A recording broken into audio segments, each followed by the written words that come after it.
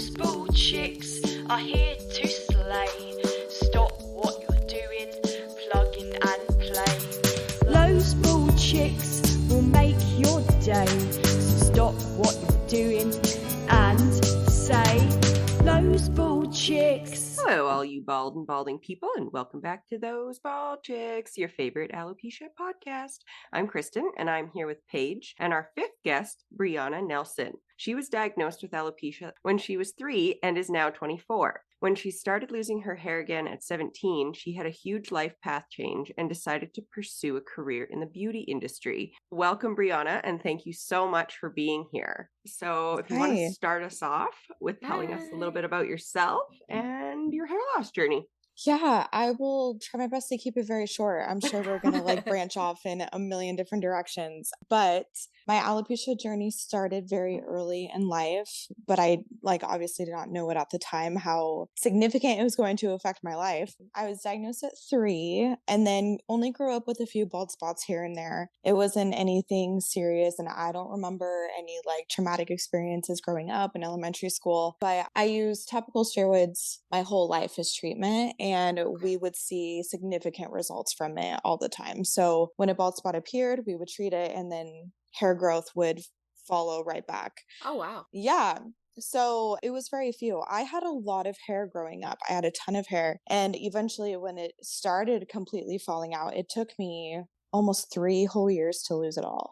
Oh, wow. Okay. When I stopped treatment. Mm-hmm. That's so crazy. That's actually kind of a long time. Yeah. It is a long time. I had a ton of hair, and I also, okay, hold on. See, we're already branching off. One sec.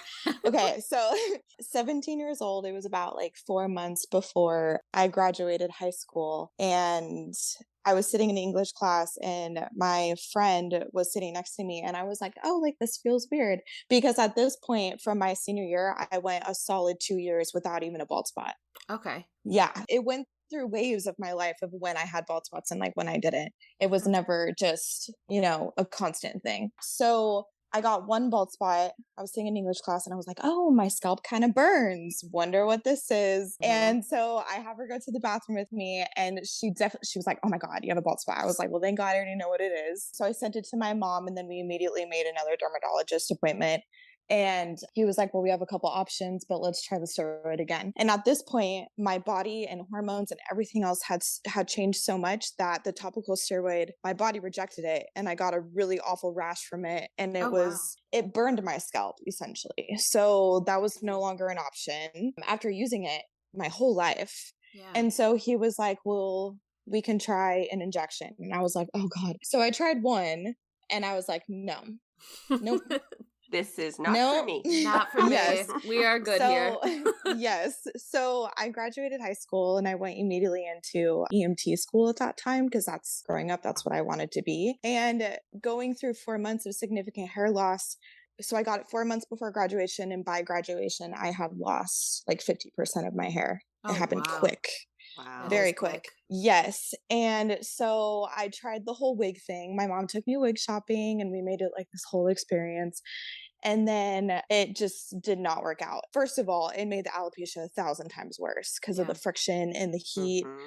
And everything else. It just made it worse. And then second of all, I quickly learned from all of the weight of being in school and being exposed by so many different people and students, and from, teachers' ages to students' ages, you get a ton of different responses. And because of that, it put me in a spiral for sure. Right. And then I was like, oh, I'm not going to wear wigs. If this is how it's going to be, I'm just going to wear it proudly at this point, or else I'm not going to survive in this world. So I stopped doing the wigs, and I went back to my dermatologist at this point at 18 years old. And I was like, I'm doing the shots. And from that point on, I sucked it up. And every 3 weeks I would go in and get the shots.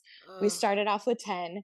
And 2 years went on. So now 2020, every 3 weeks I would go in, and I would see result. Everywhere he put the needle, you would see hair growth, but then it would just fall out in other places. I committed to that for 2 years. And my last appointment that I had 40 injections. And he was like, we literally went through all the cortisone in this tube. At that point, my eyesight was getting weird. My scalp was getting so soft from the steroids that you could literally indent into my scalp. And at that point I was in beauty school and you could just see the visible shots and it was ugly. It was ridiculous.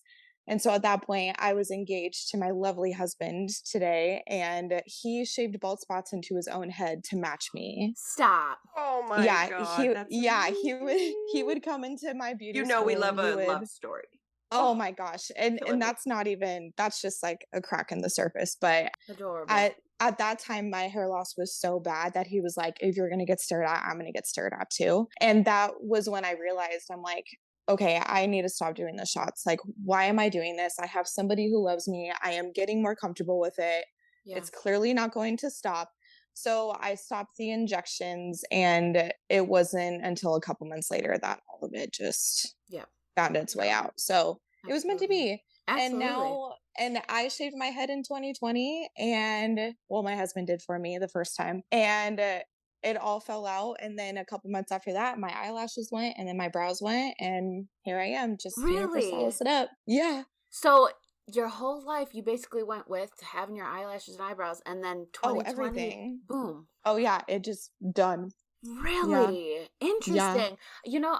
I don't think we've talked to someone yet that has said like most of their life they, had their eyebrows and eyelashes and then I had so much hair. Much hair. It took me years to lose it. And now like I don't ever think I will get it back. It's so weird. I went through Apache, through Totalis, Universalis, and there's not a glimpse of hair on my body now. Wow. I went through the same thing, but now I'm reversing. That's so I had crazy. Like not a hair on my body at one point, and now I have like since my eyebrows have been microbladed, they've grown back in. I'm like, isn't what that the hell crazy? Is this? Right. I know. I feel now like I have leg hair, and I was like, hey, we agreed no leg hair ever. If I was gonna have to be bald. Right. Well, and that was the first to go for me. That's how I knew that something was going to happen eventually because I haven't had to shave my legs in over 3 years. Like that was like the first to go. And then it kind of just like worked its way up almost. Really? Right? Yeah, my leg hair was the first to go on my body too. So crazy. That's pretty wild. So what made you go into the beauty industry? Oh my God, the trauma. It was the trauma of going through alopecia that made me do it.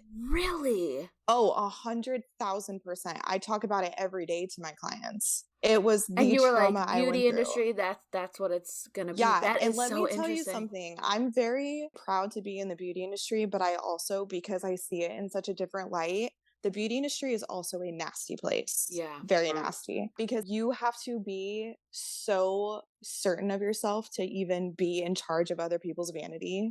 Yeah. Like you have to own yourself. No matter what kind of person you are, you just have to own what you are. Right. Absolutely. In order to do it. So I did it because of the trauma. Like I remember the first time, of course it started in high school, right? So like I remember the first time that my picture was taken and was sent around on social media when I didn't know. It was the day before prom. And it was after school hours. I remember exactly where I was too and who I was walking with. When somebody sent me the picture that was taken of me, I'm like, oh my God, how did I not know that someone straight up just had their phone pointing to my head? Like what? So the picture was posted all over Snapchat and it was a picture of the back of my head. And at that point I had a half shaved head and super long hair, but like very huge bald spots. And somebody took my picture and the caption was WTF with a bunch of laughy emojis. And somebody I didn't know, I've never talked to this person, somebody I didn't know found me on Facebook and sent it to me and was like, I hope you know that your picture's being taken of you. And I was just like, oh, okay, this is the beginning of it. This is the beginning. People are so mean. They're just my God, awful. And it's not even of the front of you, which you're used to. It's the back, right? So it's almost like more vulnerable. Yeah, and that's exactly what it is, because I still to this day, I don't look at the back of myself because I know that people are looking and I will never look back to look at it. Right. Yeah. That was like the beginning of it. And then, I served at a restaurant in a small town. I live in Gresham. So, you see everybody multiple times and then you start to recognize them. And I got a lot of responses. Then I have a bunch of Yelp reviews about me. I'm known as the hair girl. So like it continues, right? And now every time I go into the store now, I just get asked if I have cancer. So it just, there's something new. And every interaction varies, but it doesn't change the fact that it happens. And that's why I wanted to go into the beauty industry. That is so interesting. And I love it because I feel like we need more alopecians everywhere in Yes. every different career, especially the beauty industry. Yeah. Agreed. Because taking like alopecia out of it too, like with hair and everything, Mm-hmm. we got to take care of our skin so much more Oh, yeah. than the You're normal. exposed. Yeah, exactly. I just think it's so impressive that you were like, you know what? No, I am taking this head on and I'm going into the beauty industry because of my experience. That's and incredible. It's crazy too because, I was in beauty school for 2 years straight. And at that time, the Oregon law and how like beauty school worked was you had to like clock in and clock out and had to be there for 40 hours in order to graduate on time. Yeah. So I had to graduate with over 1,100 hours. Wow. And I was with the that's same wild. group of girls for 40 hours a week for 2 years. Yeah. And the phases of like my alopecia going through beauty school, like people would look at me and think that I was using alopecia. Like it was I don't want to say like it was for attention, but it's something that gave me an up. And I'm like, actually, little do you know, I have to make it feel that way because if I don't, y'all are going to tear me apart. Like, isn't that interesting though? Because we've seen both sides for that. Like people think, oh, they pity us because we have bald or balding heads. But then there's the opposite where it's like, oh, but you can get further in life because of this. And it's like, pick a side. Like, at least pick a side because we can't win on either side. I feel like we're like dukes up the whole time for people that are coming at us. And it's like, how can we just accept it for what it is and just let it be that? Like, I'm just, I have a motto now at this point. It's like, if you want to make it a big deal, we will make it a bigger deal. Right. Exactly. Like, I don't respond just out of thin air. I respond because I'm being treated differently. 100%. It's not just coming out like, again, alopecia is not a choice and people forget it. When people try to compliment, and I know it's coming from a good place, when people say, I just love that you shaved your head. You just don't care and you love it. And at that point, I just say thank you, right? Because I'm not going to tell them that I didn't shave my head. If they are trying to compliment me in that way, then I'll take it. Absolutely. But I didn't choose this. So you kind of just like have to go with it and accept it. And that's why the beauty industry really spoke to me, because when I started going through my hair loss in high school, I just started doing lots of makeup. I found an art in makeup. And then one of my teachers called me out on the last day of school and he was like, you don't want to go to EMT school. You want to go to beauty school. And at that point, I wasn't ready for it. But hearing that, I was like, oh my God, I do, because my purpose is so much more. Then I fell in love with hair in beauty school. I never thought I would have done hair, but it kind of fills a void. It really does. Because when people leave my chair feeling so great about themselves, it makes me think like, okay, this is possible. I can make someone feel good just by the art of what I'm creating. 100%. I don't see it as hair, you know? Absolutely. Yeah. That's actually kind of funny you say that too, because I kind of see hair on other people as an accessory too. In my brain, that's what it is to me. This wig that I'm wearing is just an added bonus that I can throw on. So I kind of see that on everybody else too. And what a different way to look at the world like that, where like you don't judge people by their appearances because you know what it's like to be judged by your appearance. Yeah. So I really like that outlook on it. So what was the hardest hurdle for you to jump when it came to your hair loss in your personal life and then in the beauty industry? You know, personally, because obviously now both worlds have now combined because I've been like so in it. But like before I got a hold of both worlds, personally, it was really hard for me to accept that I was the only one in my family who has it. Because my brother and I are 18 months apart. He's younger. And oh my God, he has a full head of hair. I have to cut his hair every 3 weeks because it grows so fast. It's so thick. He has a full beard. He is just like this beautiful, full head hair man. And I'm just like, how did this happen? Because my mom and dad, no sign. And when it happened severely, we started like looking more into the family tree. And there's not one sign of alopecia. Same. In my family. Same for me. Yeah, as much as science and medical and like all the things, you know, alopecia is a recessive gene, but is it though? We don't know that. Right. Absolutely. Like that type of thing. There's so many unanswered questions medically about it that like at this point, I just have to hope that it happened to me because there was a reason behind it. And that's the only other reason. So that's for me personally. Professionally, I would say like the biggest hurdle for me is constantly having to remind myself that like I'm just as beautiful as the woman next to me who has a full head of hair of extensions. Yeah. And they have, you know, the whole thing, color freshly done every 6 weeks. I have to stare at myself in a mirror all day along with my clients, being surrounded by women who just, they're stunning, they're gorgeous, whether it's natural or not, they're beautiful, period. Right. So I think that's the biggest thing for me is that, you know, and also like seeing my coworkers trade services. I will never know what that's like.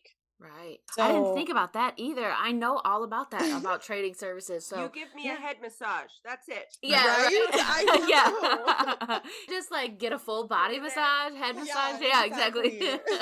Yeah. I used to love that feeling. You know, like when you would go get your hair washed by a professional person in a salon. Oh my God. Heaven. People don't realize that when you do have hair, it's the tickle part of that where it's literally like someone sensation. Yeah, completely different because it still feels really good to get your head massage, but it's different when you have the hair movement. I feel like people that don't have hair loss don't understand that because it's 100% different. Yeah, totally.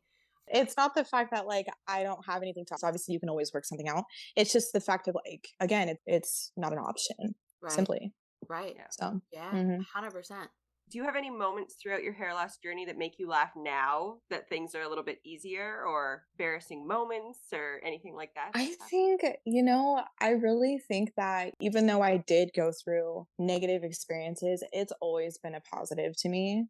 Yeah. It's always been something that, you know, my bestest of friends and I can joke about. Okay, so one of my best friends, when I decided to have Lane shave my head, she has enough hair for 3 people. And she texted me and she was like, "You're shaving my head today." And I was like, "No, I'm not, girl. You don't have to say that. No obligation. It's fine." Yeah. And she was like, "No, I'm on my way. You're shaving it." And she shaved all of it off. She didn't even flinch. She just did it. Wow. And one of the jokes that we have, like every time we went out together after that, everybody just assumed we were together. Like literally everybody just thought like we were just the hottest, baldest couple. And it's just one of those things where like you just have to rock with whatever comes your way 100%. And just try to make light of the situation, because people can be weird around us, but really it's up to us how we take that experience. Oh, 100%. So, gotta kind of see the beauty of humor in it too, because that's why we added that question this time around, because we were like, a lot of hair loss is sad and it is a lot of trauma, and we wanted to add that in the sense of like there are great funny moments that you can literally think about now that you're in a different position than when you were when you first got diagnosed. So it's always nice to show the bright side of it too, you know? Yes. So being an alopecian in the beauty industry, what is one thing you would want everyone to know in regards to that part of your life, both in the beauty industry, like the people that you work with, and outside as well? I would say like, I'm trying to think about it because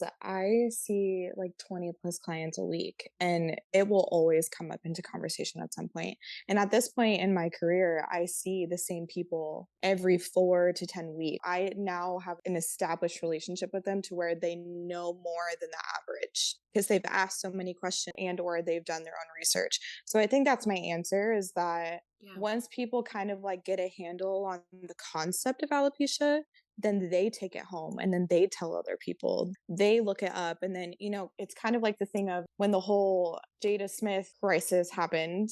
Yeah. A lot of my clients came in and they were like, "Oh my God, I now know so much more about it." There's many sides to that, but at least they're doing their research and they're coming back to me having a better understanding of what it is. Yeah, absolutely. Like they're willing to put in the effort of knowing more and learning more. And that's all we could ask for, you know? Exactly. Another question is, what are some ups and downs of working in the beauty industry? You know, that is a really tough one because it depends on what way you look at it. Like, not only am I in the beauty industry, but I also have my own business. I'm not an employer, right? So I rent a space and then I make what I want of that space. One of the downs, especially relating it to alopecia, is I've had people cancel and or not want to see me because I don't have hair. It has happened. Oh yeah. When we had a receptionist at the time, she answered the phone. And of course, this could be either a giant coincidence, or I'll just stick to the facts, essentially is what I'm going to say. This is what happened. The woman called the salon and was like, "I need to get my daughter in." the receptionist was like, oh, we have this opening. Her name is with Bree. This is at that time. And she was like, oh, that time works. Let's book it. So she booked it. I got the text for it and everything. It was on my books. And then she was like, oh, but wait, like, what does this person look like? And then our receptionist was like, oh, she's the bald one. Because literally that's how proud my whole team and myself is in the salon. Yeah. We talk about alopecia a lot and we advocate for it. And so she's like, oh, she's the bald one. And she was like, I need to cancel it. So she canceled it. And you know, again, those are all facts. So then you can put your own perception into it and be like, is that because... Yeah. You know what I mean? My own perception of that is not very nice. Yeah. No. And why does it matter? Like, why does it matter? Literally. Yeah. Like, God. Yeah. Do you not get that you would have like empathy and care for her child while she's in the chair more than somebody perhaps with hair would? Like, also, there's there's wigs and stuff you can work on. Like, just because you don't have your own hair and you're not working on your own, there's hair, there's mannequins, there's all of that to work on. So it's like, what? Like they almost think that I won't do a good enough job simply because I like don't do my own hair. It's just 100%. You know, and when I do tell people what I do for a living, they kind of chuckle. Like they almost think I'm joking. And that's okay. I get it. I really do get it. Yeah. But also, yes, I do hair. And yes, it's because I don't have hair. That is exactly why. Like, and yes, it's just as normal as anybody else being in the beauty industry. Like, what? You can be a master at anything. Like, literally, look at all differences. There's people that have, you know, missing limbs that are in the Olympics that are like, what? I don't understand judging someone by that, because it's like, you can be a master at anything with being different. It doesn't matter that you're a little bit more different than the next person. That's just as normal. You know what I mean? Well, that's my up. Yeah. That's my up into being in the industry, because a couple months ago in August, I went to a Kevin Murphy hair show. And I don't know if you guys know about Kevin Murphy, but he's a massive icon in the beauty industry. And so the show was in Austin, Texas, and there are beauticians from all over the world coming to this show. And over 2,000 tickets were purchased, and all 2,000 of us were in the same room at one point, and not one other person looked like me. You're lying. No, and even the closest I got to somebody relating to me or looking like me, I was in the bathroom waiting for my friend who went with me to the show. And she looks at me and she's like, can I ask what you have? And I was like, yeah, I have alopecia. And she was a cancer survivor wearing a wig. And that's the closest that I got. But I looked around and, you know, like these women and men were looking at me like I would like some type of way, you know. But I went to this show with a variety of people all over the world, and not one artist, not one other designer looked like me. And that is my up. That is my up, because if that picks me out from the audience, I will absolutely take it. Yeah. Absolutely, 100%. Because you rock it too, and your confidence shows it. So that's a beautiful thing. In regards to your hair loss, what lesson took you the longest to learn? Oh, you know, I would say it's a lesson in progress. I'm learning not to let the hair loss like domino affect my mental and my physical appearance, because back when I was 17, when all of this started, it spiraled me into an eating disorder. And I will forever battle that. And, you know, sometimes I do it and like not even knowing I did it. And the reason why I know this is a fact is because I got pregnant last year. And in pregnancy, you have to eat and you have to gain a certain amount of weight and, you know, like all the things pregnancy related. Yeah. And I realized in that very moment, I was like, wow, like I did not eat very much. And I am also staring at myself in a mirror all day. And if I notice even like a 5-pound weight drop or gain, I'm going to notice it. And so I think the biggest lesson that I'm learning is that my hair loss is what it is. It's not going to change, most likely. Therefore, I cannot let demons from my teenage past consistently bring me down and make me think like, okay, so you don't have hair, you need to have a skinny body instead, type deal. So it's just accepting it for what it is. And it's a constant battle. And even though I have all the confidence and pride in the world, it doesn't change the fact that like when doors are closed, this is what I see, even though other people don't see it. I feel like we should probably do an episode on this, but I feel like I can see myself have way more body dysmorphia than I ever have. Yes. Like, seeing myself without hair coming down sometimes. I look at myself in the mirror and I'm like, why can't my brain just accept this right now? Like, why is this so hard for me to see? Even if like it's a side profile and I'm like, whoa, like, holy shit, is that really me? Why is my brain having a hard time accepting this? I feel like it's a thing with a lot of people that have hair loss. So that's a really important topic to kind of go over because we all deal with it. We've talked to so many people that say, I feel more confident wearing this type of clothing than this type of clothing being bald, or I feel more confident wearing this type of clothing with a wig. I cannot do it bald. You know what I mean? So it's definitely a big part of the journey to go through. You're not just losing your hair. There's A, B, and C alongside it. There's mental health. There's body dysmorphia. There's all of it. I was on dance team all 4 years. Yeah. And we were state champions. And that's another thing too, is like being involved in one of the most feminine body surrounded sports. Yeah. Oh my God. That was really tough. It all connects. Yeah. Can't imagine. Especially with like how you said with the beauty industry, you know, there are a lot of judgments, just like there are in everyday life. But I feel like with the beauty industry, though, it does come along with that. So with that being said, if there are any alopecians wanting to go into the beauty industry and don't really know how to enter it or are possibly scared to enter it, also just people in general that are dealing with hair loss right now, what's some advice that you would give pertaining both of those? It's easier said than done, but this is how I did it.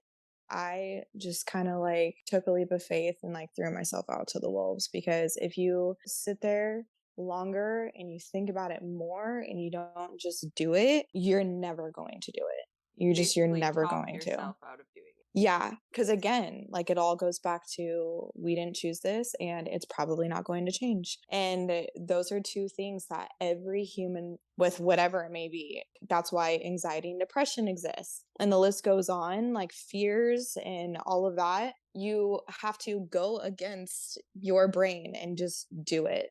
Yeah. Because that's what I do 100%. every day when I walk out the door. I know that this is probably going to happen. I know somebody is probably going to say something. I know I'm going to get stared at, but I just need to do it. Yeah. It's very cutthroat. It's very cutthroat. 100%. I feel like that's why it's so interesting to have you on too, because we've never talked to anybody that's in the beauty industry that has alopecia. So that is a huge step to take, especially when you have alopecia. So I give you a round of applause because I can just imagine that it could be a dog-eat-dog world there. So yeah, it really is. You can tell, though, with your personality and your confidence that you definitely hold your own, and we love to see that, because if it's one thing we know that hair loss can change our personalities. It can take away who we are. It also changes other people around you too. Like, 100%. Oh my God, how my husband has changed, how my mother has changed. I have to tell my mom, don't respond back to them. Don't let it bother you. Just let 100%. It happen. And I have to say the same thing to Lane. And it's just like they struggle with it because they just want to stand up for you. And they have learned exactly what I go through just through me almost. Yep. They see it with their own eyes. I feel like the partners of alopecians have seen us through the worst of it, have seen us go through it. That's why when you brought up Jada, we talked about this in our December recap too, where your partner watches all the bad stuff that not many people get to see. All the bad days, the regressing, the depression, the anxiety, all of it. You don't really put that on display. I mean, that's your own struggle, your own personal struggle that you're going through. And then when you decide to tell the public and tell everybody and start raising awareness, your partner sees you through all of it. So that when somebody comes for you because of it, your partner's like, step up. Hello? Like, are you kidding right now? You're really using this one thing that they can't control against them in a public forum right now? So, like, when that Jaded thing did happen, we all understood why the response was the response. Because we have partners that are ready to pounce at whoever comes at us.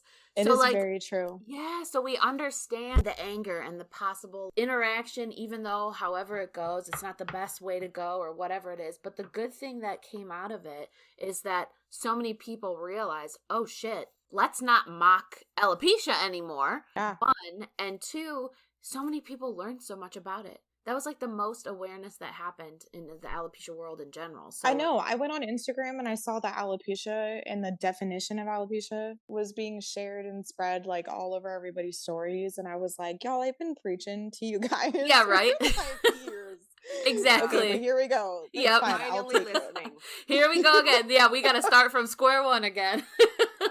I'm like, I will take it. Well, absolutely. Thank you so much, Brianna, for being here. You are amazing. Your story is amazing, and this episode was fantastic. So thank you. We applaud you too for being in the beauty industry. 100%. Like it's impressive. It even motivates us because it's just a beautiful thing to see. We love seeing alopecians in all walks of life. It's great. And it'll be great really cool. for kids with alopecia too to see. You know what I mean?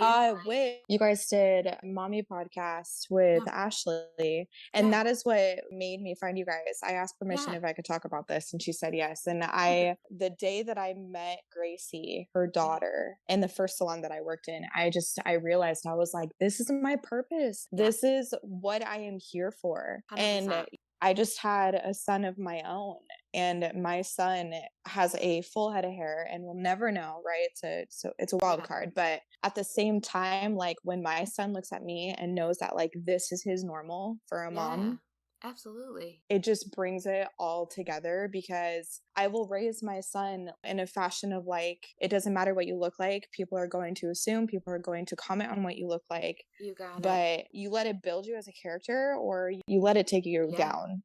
100%. I know. So it's really cool. Well, that's why when you reached out to us, we were like, oh my gosh, yes. Because it's a completely different way of life that you're living. We haven't had anybody on that is it's so crazy. Yeah. Like to hear all your experiences. And even too, that is like, again, just the crack in the surface because when stuff like does happen inside the salon, it's different than when it's in a store, right? If someone comments or asks or does whatever inside the salon, that's supposed to be my place of comfort, and you are pressing that comfort in a place that's mine. And knowing that I have coworkers too that absolutely support me, like when Alopecia Awareness Month comes, we have plans for it and everybody wears blue and everybody participates. Everyone in the salon, their clients ask them, hey, like what does she have? And you know, I have to then put faith into my coworkers that they will know how to explain it and they will be happy to explain it when I'm not looking or when I'm not listening. So it also is a big thing of trust because I know that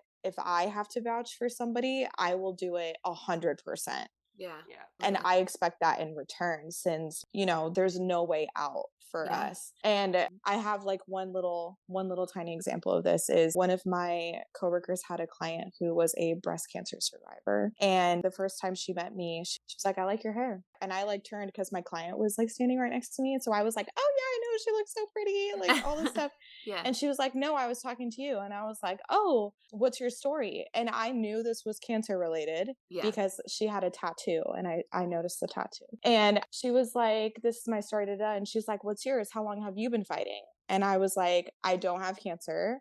This is just hair loss. And she got so weird with me. She just turned around. And so I'm learning that like, and this is actually typical for me. Like I will say, thank you for sharing your story. However, it is just hair loss. It's alopecia. And people just get really weird. They don't know how to respond after that. That's so bizarre. Because it's almost like, oh, I don't know how to talk about this anymore because it's not cancer. So like, what do I... That's what I feel like not many people know how to communicate with people that have hair loss or people that have bald or balding heads because it's like most of the conversation is always abrupt and sometimes aggressive. And it's like without asking questions, people are like, oh, I'm so sorry about this. They assume. And it's way more assumptions than it is questions and curiosity. And I think that's where we kind of get turned off by because we're like, no, you can't just go straight to cancer for this. Like now, especially with situations that happen with Jada and stuff and how many people know about alopecia, I feel like people should learn how to communicate better. Like if you're curious, that's fine. But like, don't assume things, you know? Well, because it actually makes us look like assholes. It really does. 100%. Like to put it just very blunt, you know what I mean? It's like, oh man, Thank you so much for breaking down your story. I'm so sorry you had to go through that. And, it's great that you're so strong. However, I didn't. Yeah. You know what I mean? It takes away from the reason why they approached us Yeah. in the first place. And then we are the weird ones because it's like, no, it's just hair loss. That's it. Like I'm not sick. It's just my hair going away. Yeah. Right. And which is a whole other battle. 100%. Yeah. Absolutely. So the journey continues and the journey goes on. And I can't wait to see where the future takes me and my family and my business. I agree. I can't wait to watch either. I can't wait either. Right. I just love to see how many people are just going to go on from this and do more with what they're doing. Like in every walk of life, we see swimmers that are alopecians. You see Olympic stars that are alopecians. You see beauty influencers that are alopecians in the beauty industry doing all this. And it's like, that just helps normalize it. So it does. Yeah. Thank you guys so much for having me. Yeah, absolutely. Thank you for being here. All right, our chick bit of the day. Your brain uses 10 watts of energy to think and does not feel pain. Yeah, that's pretty crazy. Makes sense though. It's always working. It does. I feel like that also makes sense of why headaches are a thing. It's always going. Yeah, right. If you guys want to get a hold of us, you can email us at thosebaldchicks@gmail.com or send us a message in Instagram or Facebook. All of the links to everything you need is in our direct me, which will be in the episode description. Until next time, guys, Bald Pack out.